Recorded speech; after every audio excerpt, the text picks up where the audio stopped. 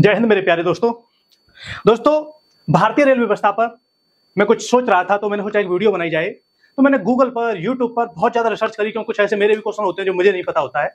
एक भी वीडियो न यूट्यूब पर है, न कुछ भी ऐसा इकट्ठा डाटा कोई विकिपीडिया गूगल पर है जिससे भारतीय रेल व्यवस्था का पूरा इतिहास बच्चे को, स्टूडेंट को 8-10 मिनट में पता चल जाए। तो उसके लिए मैंने पूरा रिसर्च किया और एक 8-10 मिनट की वीडियो बनाने की सोची। तो दोस्तों, आपके लिए वीडियो, जिनको एसएससी, यूपीएससी, सीजीएल में जानकारी रेल व्यवस्था की रखनी है, बहुत काम की होने वाली है, तो वीडियो देखिएगा। शुरुआत करते हैं। भारत में रेल, देखिए भारत में रेल की स्थिति को लेकर 2-3 पैरामीटरों में हम बांट सकते हैं। एक तो 1947 से पहले अर्थात अंग्रेज काल में रेल व्यवस्था की स्थिति क्या थी, और फिर 1947 के बाद भारत में रेल व्यवस्था की हमारी क्या स्थिति थी। इसमें देखा जाए तो सबसे पहले 8 मई 1845 में मद्रास रेलवे कंपनी भारत की फर्स्ट कंपनी के रूप में स्थापित की गई। 1846 में लॉर्ड हार्डिंग ने सैन्य यातायात हेतु रेल की जरूरत को ध्यान में लाया।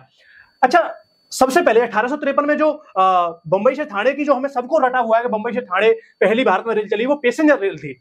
अर्थात 1853 तक भारत में कई कंपनियां आ चुकी थी, बहुत सी रेलें चलती थी, लेकिन वो रेलें पैसेंजर नहीं थी, अर्थात यात्रियों के लिए नहीं थी, माल ढोने के लिए थी। तो 1840 में लॉर्ड हार्डिंग के द्वारा सैन्य यातायात हेतु सैनिकों के आवागमन को आसान बनाने के लिए व्यवस्था की महसूस की गई। तो 1849 से 1864 के बीच कलकत्ता से रानीगंज के बीच रेलें चलाई गई। 1853 में डलहौजी मेमो के नेतृत्व में 5% ब्याज पर निजी कंपनियों ने भी निवेश करना शुरू कर दिया। अब निजी कंपनियों ने जब निवेश किया तो 16 अप्रैल 1853 को प्रथम पैसेंजर रेल बंबई से ठाणे के बीच चलाई गई, जिसकी दूरी 34 किलोमीटर थी। दूरी मतलब रेल की दूरी, दो स्टेशनों के बीच की दूरी। जो रेल चलाई गई उसमें 14 डिब्बे थे और पहली बार लगभग 400 यात्रियों ने यात्रा की। 1856 में विदेशी पूंजी का निवेश शुरू हो गया रेलवे के क्षेत्र में। 1869 तक कंपनियां जो रेल में प्रबंधन में योगदान दे रही थी वो 33 हो चुकी थी। 33 कंपनियों में 24 कंपनियां निजी थी जो ब्रिटिश ईस्ट इंडिया कंपनी के द्वारा थी, 5 सरकारी थी जो ब्रिटिश सरकार के द्वारा लाई गई थी, और 4 देशी थी जो भारतीय लोगों के द्वारा लाई जा रही थी, भारतीय जो पूंजीपति थे उनके द्वारा प्रयोग की जा रही थी। कर्जन के शासनकाल में रेल का तीव्रतम विकास हुआ। कर्जन के शासनकाल में रेल का तीव्रतम, सबसे ज्यादा विकास हुआ। एकवर्थ आयोग, जिसे 1921 और 22 में बनाया गया, उसकी रिपोर्ट ने रेलवे बजट को आम बजट से अलग कर दिया। एक प्रश्न बन सकता है, रेलवे बजट को आम बजट से अलग करने वाला आयोग कौन सा था? एकवर्थ आयोग, जो कि 1921-22 में लाया गया, और इस बजट को आम बजट से अलग किया गया 1925 में। 1903 में लॉर्ड कर्जन ने रेलवे बोर्ड की स्थापना की। भारत में सबसे पहले रेलवे बोर्ड की स्थापना कब की गई? 1903 में, और लॉर्ड कर्जन के द्वारा। अच्छा, भारत में जैसे यूपीएससी के पर्सपेक्टिव से देखें, ये सब था एसएससी, सीजीएल, एसएससी जनरल भर्तियों के लिए, रेलवे के लिए, यूपी पुलिस के लिए। अब एक प्रश्न यूपीएससी के लेवल का बनता है कि भारत में क्यों इतनी जल्दी ग्रो किया रेलवे डिपार्टमेंट ने? रेलवे सिस्टम इतनी जल्दी ग्रो कैसे कर गया? ये बहुत स्पीड से काम हुआ था, आप इसका अंदाजा नहीं लगा सकते। इसके कई कारणों में से कुछ कारण ये हो सकते हैं कि जो भारत सरकार का बहुत बड़ा योगदान होता है, वर्तमान हो या ब्रिटिश कालीन हो। भाई सरकार तो ब्रिटिश कालीन थी ही, हम गुलाम थे, ये बात अलग है, हमारी नहीं थी, ये बात अलग है। कि ब्रिटिश सरकार को यह महसूस हुआ कि भारत में रेल व्यवस्था की बहुत ज्यादा आवश्यकता है, तो ब्रिटिश सरकार ने फ्यूचर के भविष्य को देखते हुए उस समय, तत्कालीन समय में, जो निजी पूंजीपति थे, उद्योगपति थे, निवेशकर्ता थे, उनको इतनी छूट दे दी। कैसे कैसे? 5% तो छूट मिली उस धन पर जो वो निवेश कर रहे थे भारत में ब्रिटिश के पूंजीपति, कि आप अगर 10 लाख रुपए लगा रहे हो तो आपको 5% ब्याज मिलेगा। दूसरी बात, जो पैसा लगाया जा रहा था, जो रेल व्यवस्था शुरू की जा रही थी, उसके लिए जो पटरी की जो व्यवस्था थी, पटरी के लिए जो जमीन थी, वो सरकार खरीद कर दे रही थी, पूंजीपतियों को पैसा नहीं लगाना था। तीसरी बात, सबसे खास बात, अगर किसी पूंजीपति को रेल व्यवस्था में काम करते हुए घाटा महसूस हो रहा है, उसे लाभ महसूस नहीं हो रहा है, तो वो जब चाहे तब उस बिजनेस को छोड़ सकता है, रेल से त्याग पत्र दे सकता है। और ब्रिटिश सरकार की मजबूरी है, उसके ऊपर ये पाबंदी थी कि उसे खरीदना ही पड़ेगा उस निजी व्यापारी से उस संपत्ति को। तो व्यापारी के हर तरफ से लड्डू ही लड्डू थे, वो कोई भी काम करे उसे रेलवे में घाटा नहीं था। तो इतनी तीव्रता से लोगों ने निवेश किया, क्योंकि 5% ब्याज मिल रही है, घाटा पड़ेगा तो मुनाफा मिलेगा, मुआवजा मिलेगा, तो लाभ ही लाभ था। इसलिए, और अंग्रेजों को लाभ था कि जो सैनिकों का आवागमन था वो आसान हो गया। भारत में रेल व्यवस्था के अंग्रेजों को लाभ क्या थे? सैनिकों का आवागमन आसान हो गया।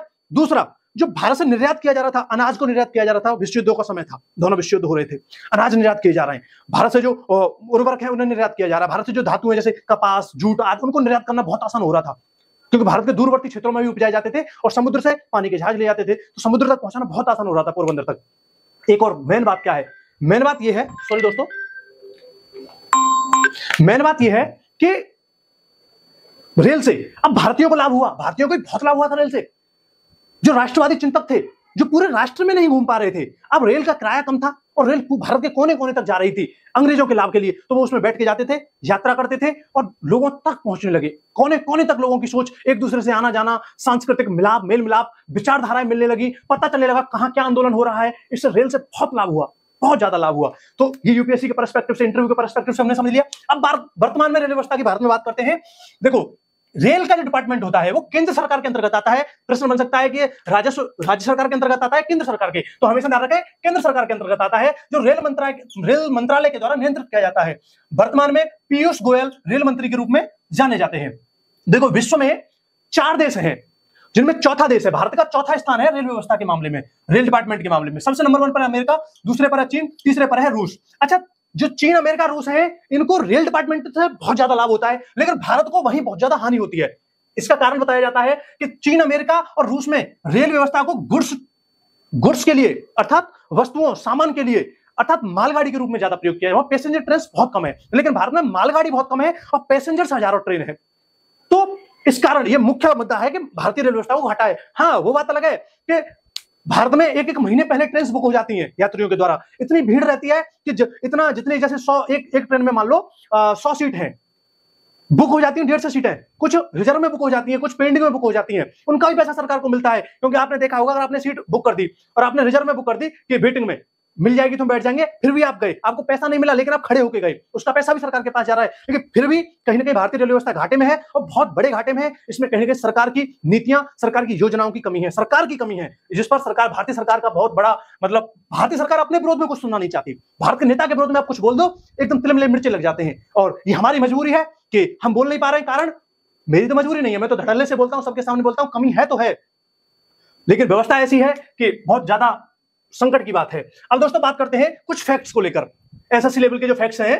कितने किलोमीटर डेली भारत में ट्रेनें यात्रा करती हैं, जैसे स्टेशन से स्टेशन तक कितनी किलोमीटर यात्रा? 67,000 किलोमीटर डेली भारतीय रेल चलती है। कितने किलोमीटर रेल की पटरी भारत में है? लगभग 1 लाख किलोमीटर। कितने यात्री रोजाना भारत में ट्रेनों से यात्रा करते हैं? कितने यात्री रोजाना? ध्यान से सुनना, 2 करोड़ 40 लाख लोग सुबह से लेकर शाम तक डेली ट्रेन से यात्रा करते हैं। 2 करोड़ 40 लाख लोग। ऑस्ट्रेलिया नाम के देश की जनसंख्या से ज्यादा लोग तो भारत में 24 घंटे में ट्रेन में घूमते हैं। हर दिन 22,593 ट्रेनें चलती हैं। भारत में कुल 7325 स्टेशन हैं। 9141 ट्रेनें रोजाना माइल्ड होती हैं, और जो माइल्ड होया जाता है वो 2 करोड़ 38 लाख टन होता है। 2 करोड़ 38 लाख टन।